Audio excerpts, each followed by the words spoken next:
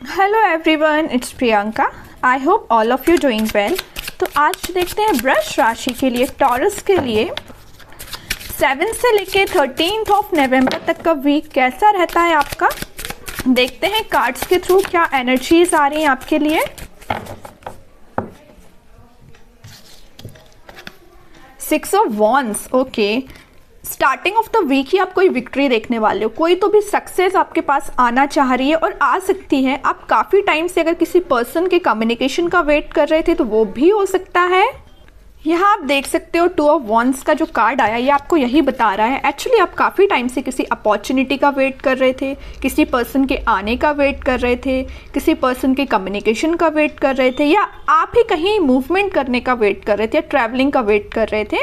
तो ये सारी चीज़ें ना आप इस वीक में देख सकते हो, मीन्स आप स्टार्ट हो सकती हैं। ठीक है, ट्रैवल करना चाहते हो तो ट्रैवलिंग भी इन्वॉल्वमेंट दिख रहा है मुझे। हाँ, किसी अपॉर्चुनिटी, रिसोर्सेज, सारी चीज़ें आती हुई दिख रही है। कोई पर्सन आपके साइड मूवमेंट लेते हुए दिख रहा है ना। बाकी और कार्ड्स निकालते हैं तो क्लैरिफाई हो जाएंगी चीज़ें। बाकी बहुत ही पॉजिटिव तरीके से स्टार्टिंग ऑफ द वीक हो रही है क्योंकि 6 ऑफ वॉन्ड्स पहले ही निकल के आ गया है।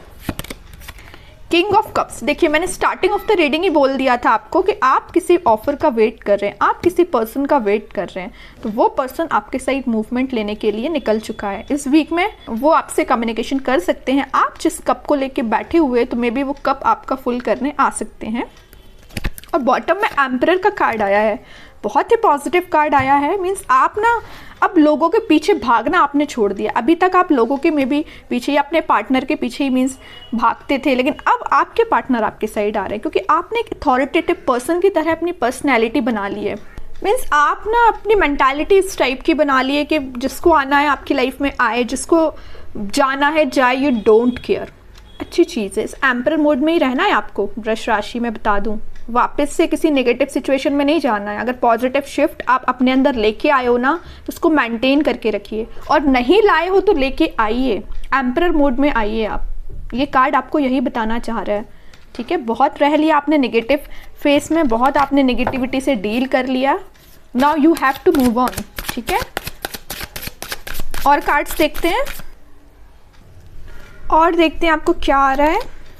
4 ऑफ सॉर्ड्स, मैंने जस्ट अब भी बोला ना कि आपने बहुत ज़्यादा नेगेटिविटी से डील कर लिया, बहुत ज़्यादा आपने ओवरथिंक कर लिया, लेकिन अब आपको एम्परर मोड में आना पड़ेगा। अब आपको इस पोजीशन में नहीं जाना है वापस। अगर आप इतना ओवरथिंक करेंगे ना तो 6 ऑफ वॉन्ड्स, विक्ट्री आपके साइड नहीं आएगी। वापस से आप इस थिंकिंग मोड में चले जाओगे, वेटिंग पीरियड में चले जाओगे। ऐसा नहीं करना है आपको, इस मोड से बाहर निकलिए। 2 ऑफ सॉर्ड्स,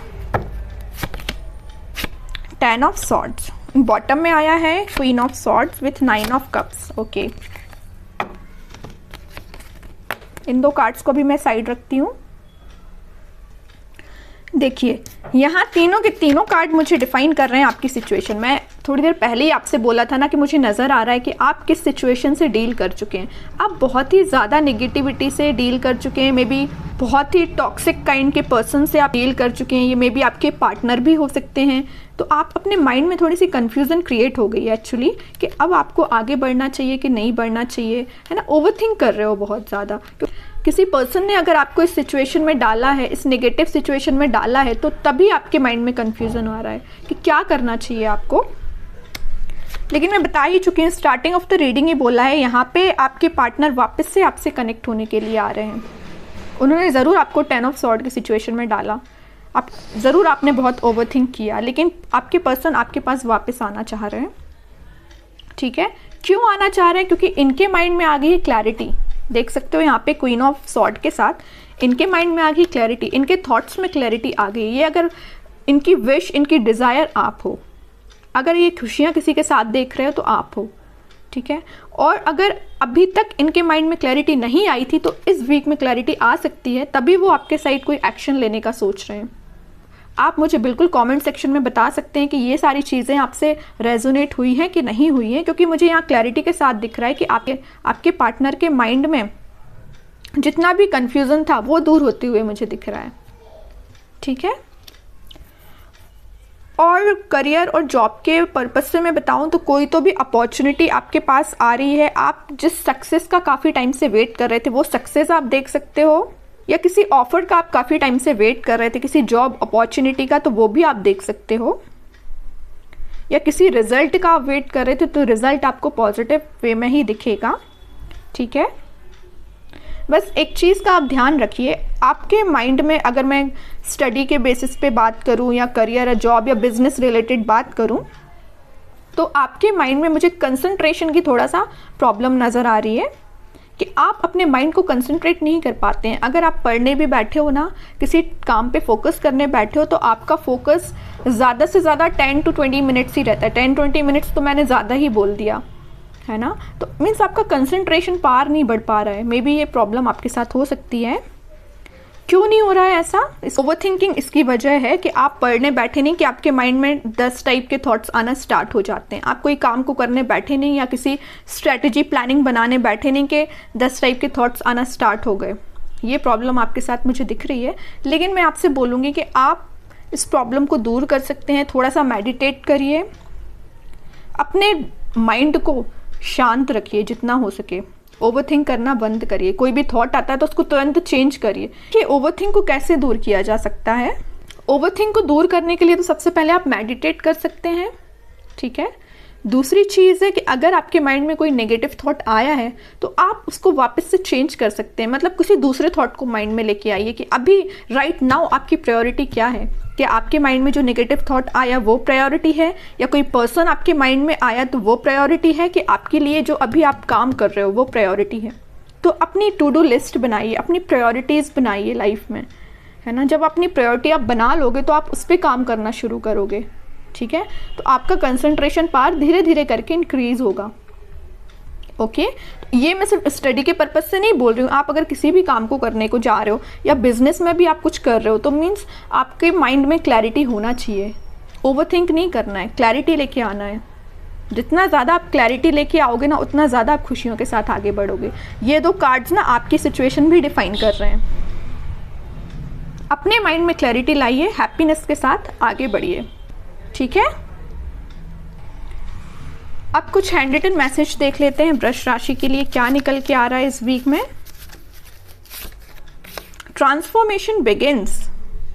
मैं स्टार्टिंग ऑफ द रीडिंग ही बोल चुकी थी 6 ऑफ वॉन्ड्स के कार्ड के साथ देख के कि आपकी लाइफ में कोई तो भी पॉजिटिव रिजल्ट आ सकता है, कोई तो भी सक्सेस आ रही है, कोई तो भी पर्सन एंट्री लेने वाला है। तो वही कार्ड निकल के आया, transformation begins. Okay, remember to forgive. सबसे मेन मैसेज है इस 10 ऑफ सॉर्ड कार्ड के साथ। मैंने आपसे बोला था अगर किसी पर्सन ने आपको इस नेगेटिव सिचुएशन में डाला है तो आप उसको फॉरगिव करिए। जितने जल्दी आप उसको फॉरगिव करेंगे ना, उतने जल्दी आप अपनी लाइफ में आगे बढ़ पाएंगे, है ना। किसी भी चीज़ को ना पकड़ के नहीं बैठना है, रिलीज करना है चीज़ें। ओके,